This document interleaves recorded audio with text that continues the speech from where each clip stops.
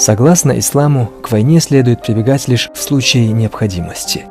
Война, в принципе, нежеланна и даже ненавистна для верующих.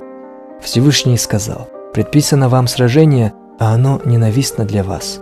Это же подтверждается другими словами Всевышнего: «Может быть, Аллах установит между вами и теми, с кем вы из них враждуете, любовь? Поистине, Аллах мощен, Аллах прощающий, милостив».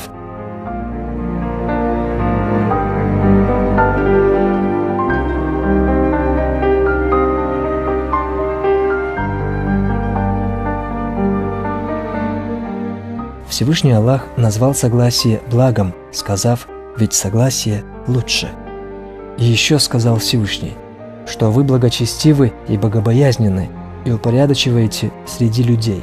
Он не сказал только среди верующих, а сказал о согласии и упорядочении среди всех людей, ибо это лучше, и от этого больше пользы.